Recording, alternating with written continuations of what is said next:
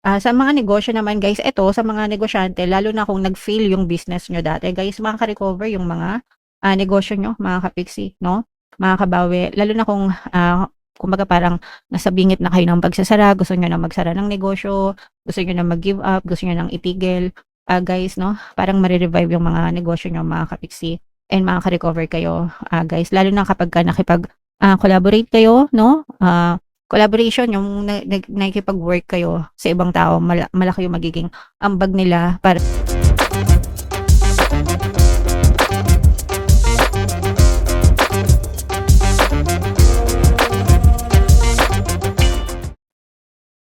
hello guys, hello Scorpio, welcome back to Pinoy Pixie Tarot. Ang pamagat ng episode natin for tonight is monthly horoscope para ngayong July para sa Scorpio, Sun, Moon, Rising sign and Venus. So, unahin natin tong deck na to guys. Ito yung mga angel message. By the way guys, sa dulo ng video magkakaroon tayo ng yes or no pick a card reading. Ito yung deck na gagamitin natin guys. Pwede kayo magtanong ng isang tanong answerable by yes or no, tapos titingnan natin yung sagot ng tarot sa inyo. So, sa dulo ng video yan guys, kaya make sure na tapusin nyo yung video hanggang sa dulo mga kapiksi.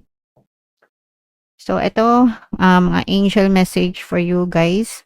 Listen to your intuition. Magdasal kayo mga kapiksi, lalo na kung naguguluhan kayo sa isang bagay or sitwasyon.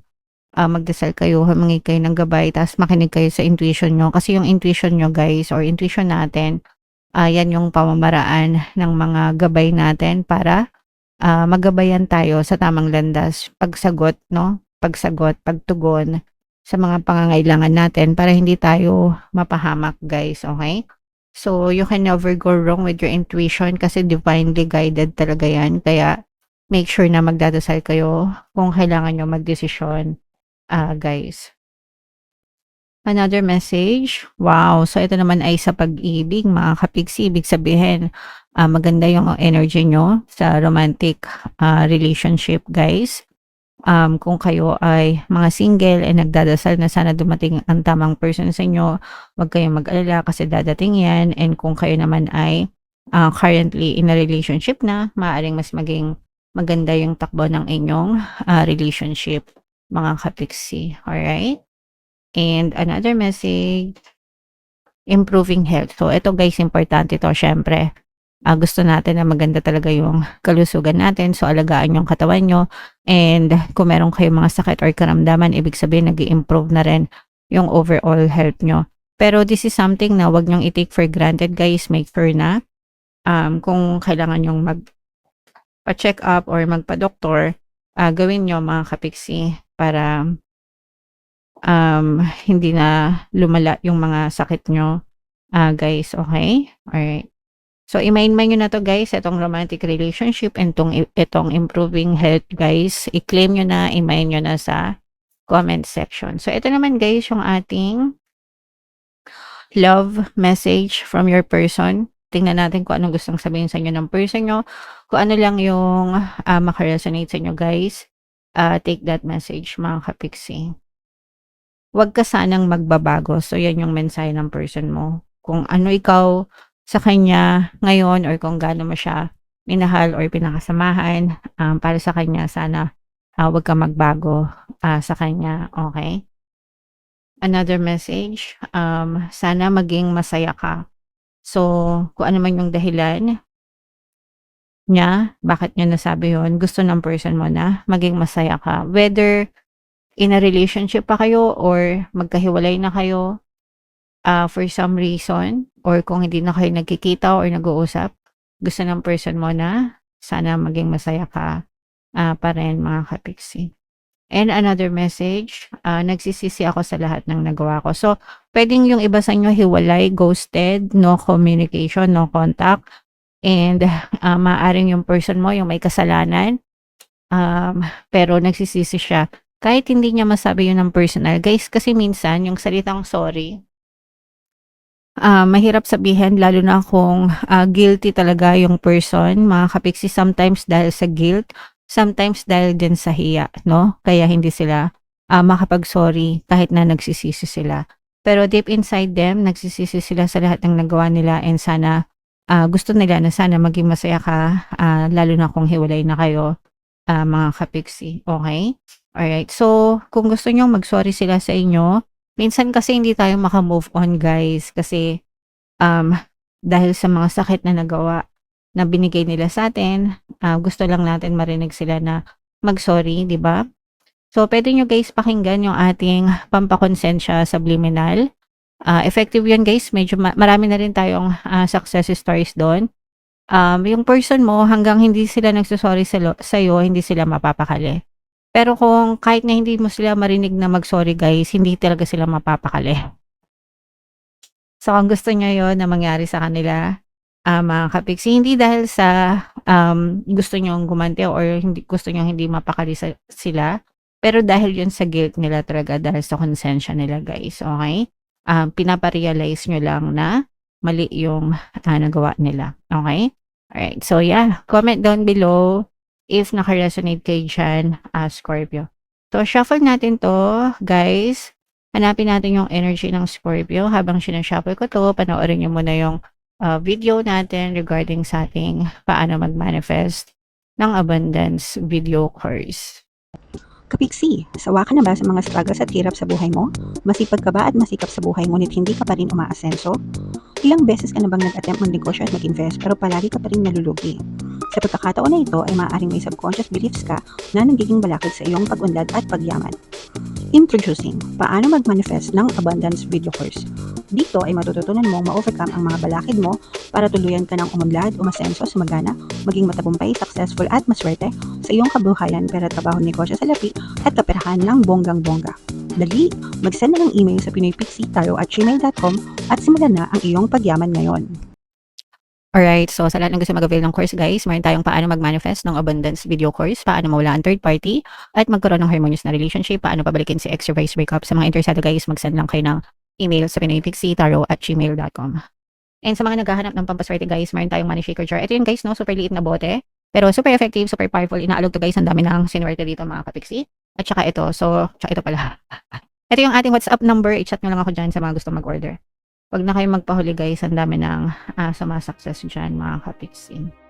So this is both positive and negative guys. Yung negative na nakikita natin dito is for some of you, maaari kayong magkaroon ng conflict sa ibang tao dahil sa pera guys. Lalo na kung matakbuhan kayo sa pera mga kapiksi.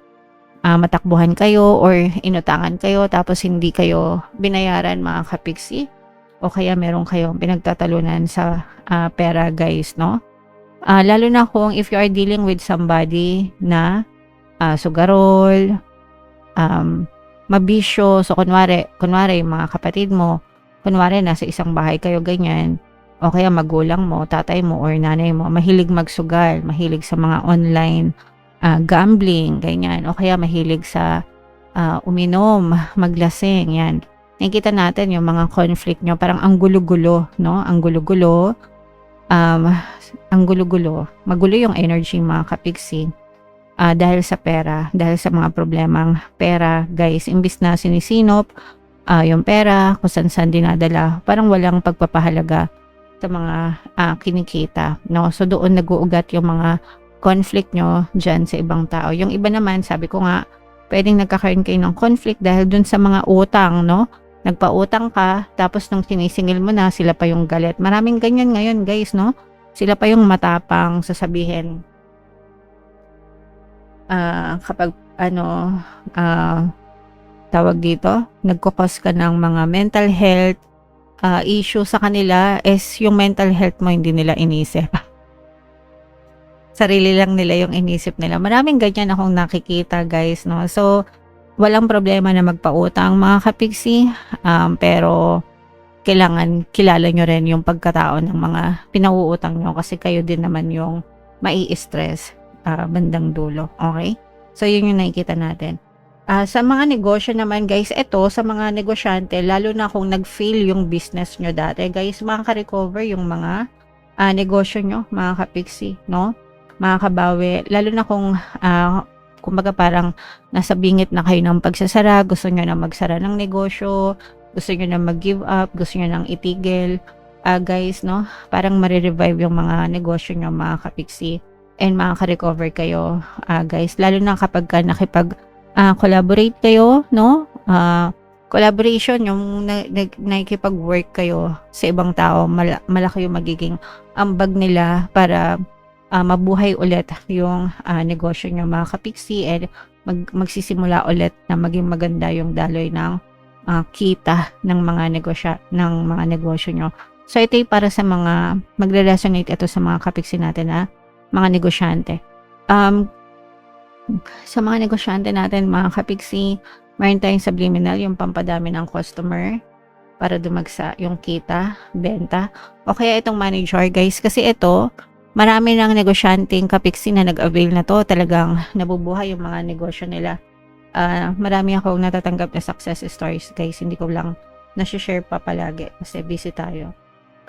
And pagdating sa love, ito guys, nakikita natin yung harmonious na relationship, no? Sa pag-ibig, lalo na kung LDR kayo, o yung mga AFAM, yung inyong person. Sa mga single guys, no? Ito, di ba nakita natin, meron romantic energy dito. Kung kayo ay mga single guys, maaaring may makilala kayo na parang LDR. Pwedeng organic encounter kung, let's say, nagta-travel kayo, tapos may nakilala kayo dyan sa lugar na yan. O kaya naman pwedeng makilala mo rin online yung person na yan.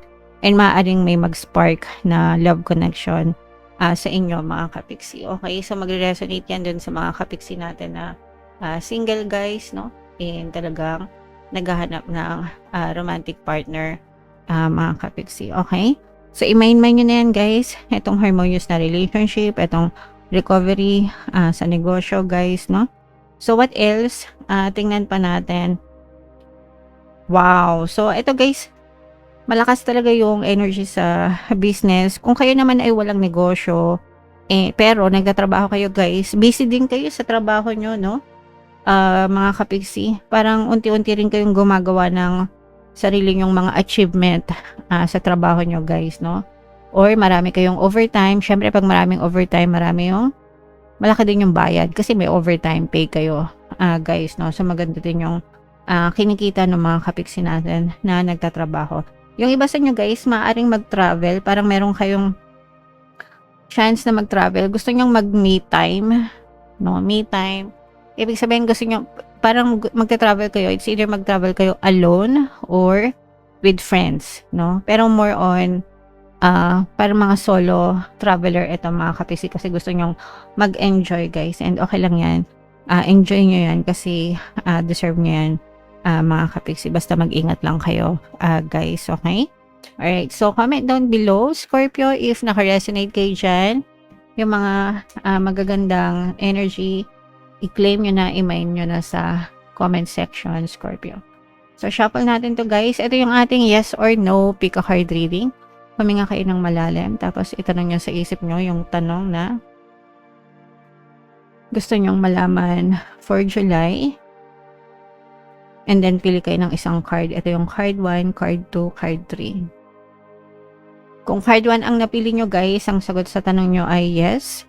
Kung card 2 naman, ito ay no, mga kapiksi. And kung card 3, ito ay yes guys. Okay? Alright. So, comment down below if naka-resonate kayo guys for more tarot readings. Ito yung playlist nyo. Ito naman yung ating success stories ng paano mag-manifest ng abundance video course. Panoorin nyo itong video natin guys about money shaker jars. Thank you for liking, sharing, and subscribing. See you next time guys. I love you all. Have a nice day. Bye-bye.